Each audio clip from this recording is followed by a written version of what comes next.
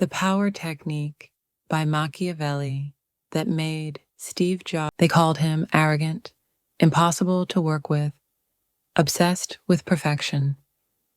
Yet Steve Jobs built one of the most powerful companies on earth. But what most people don't know is that his power wasn't just about intelligence or creativity.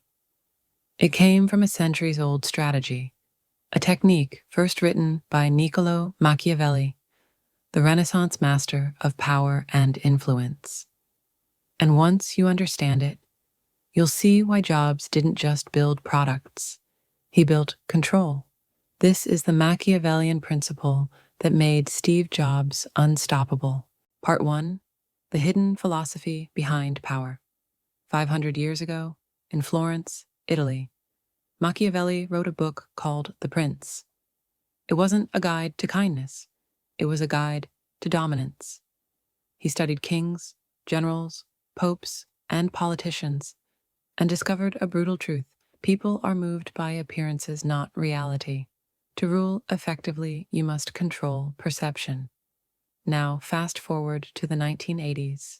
A young man named Steve Jobs walks into Apple headquarters barefoot, with wild ideas that everyone called crazy. But Jobs wasn't trying to be liked. He was trying to be believed. And like Machiavelli's princes, he understood this rule of power. It is better to be feared for your vision than loved for your compromise. Part 2. The technique. Control the frame. This was Steve Jobs' greatest weapon. He controlled the frame. When everyone else reacted to the world, Jobs defined it. Machiavelli would call this the illusion of control.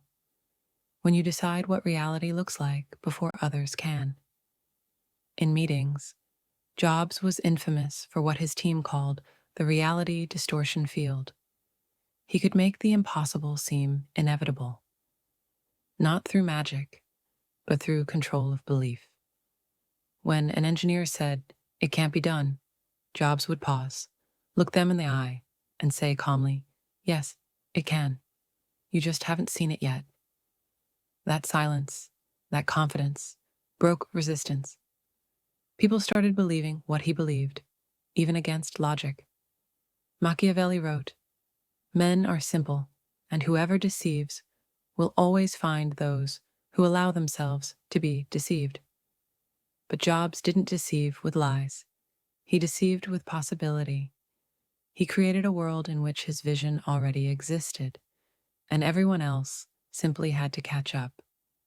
That's Machiavellian mastery. Create the illusion first, and let reality follow. Part 3. The art of controlled emotion. Machiavelli said, "A prince must learn how not to be good, and use that skill when necessary." Steve Jobs did exactly that. He wasn't afraid to appear harsh, cold, or unreasonable. He used emotion as a weapon, not as a weakness. When an employee disappointed him, Jobs didn't argue. He would pause, stare, and say just 2 words, "This is crap," and then he'd walk away. That silence was more powerful than shouting. It created fear and urgency. People didn't want to disappoint him again. This wasn't cruelty. It was psychological precision. He understood that emotion drives action more than logic ever could. And Machiavelli knew this too. It is better to be impetuous than cautious, because fortune is a woman. She favors the bold. Jobs' intensity made him magnetic. Even his enemies couldn't ignore him. That's the paradox of Machiavellian power. You don't need to be liked. You need to be impossible to ignore. Part 4. The silence technique. Another hidden part of Jobs' strategy was his use of strategic silence. In negotiations, in product launches, even in personal meetings, Jobs mastered the pause. When someone pitched him an idea, he wouldn't reply immediately. He'd stay quiet. The room would tense up. People would start talking faster, trying to fill the silence. That's when Jobs listened the most. Machiavelli taught, never reveal all your cards. Let others speak while you observe. By saying less, Jobs learned more. He collected information, motivations, weaknesses, fears, and then responded only when it gave him advantage. Silence is not emptiness.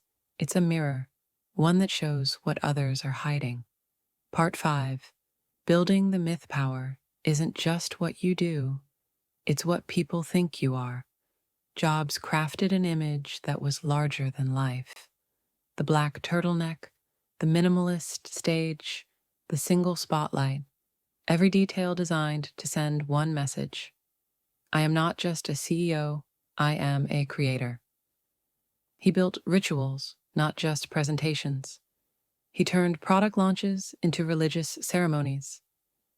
And people followed, not because of what he sold, but because of what he symbolized. Machiavelli wrote, "A prince must appear merciful, faithful, humane, and religious, but he must also be prepared to act otherwise."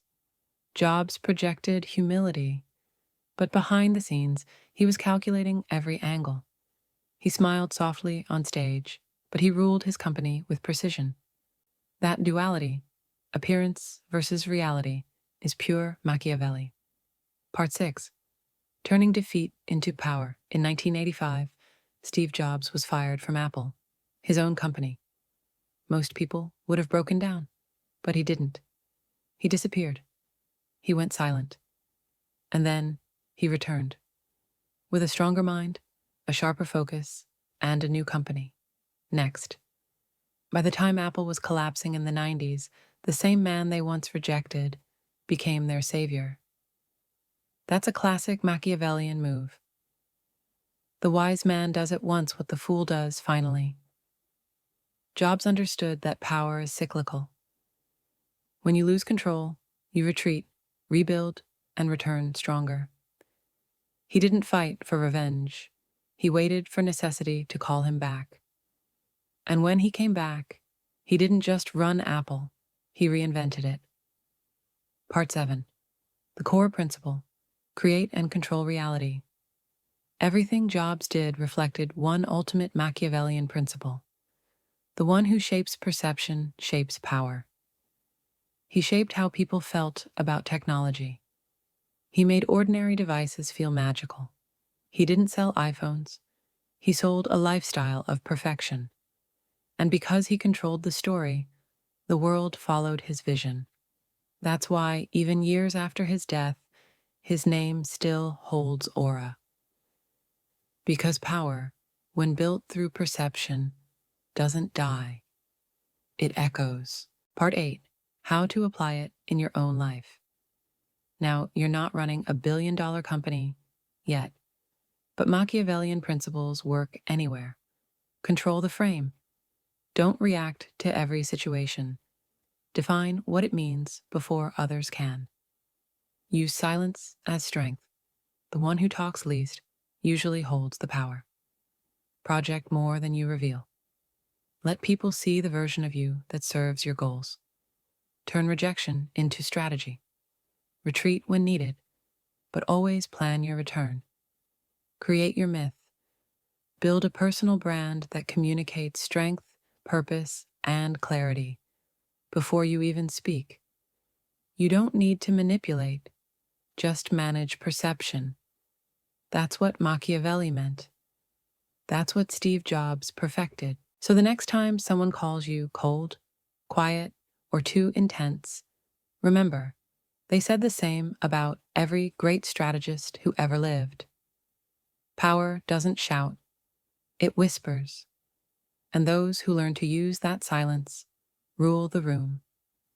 If you enjoyed this breakdown, hit subscribe for more hidden strategies behind history's most powerful minds. Because in this world, understanding power isn't arrogance, it's survival.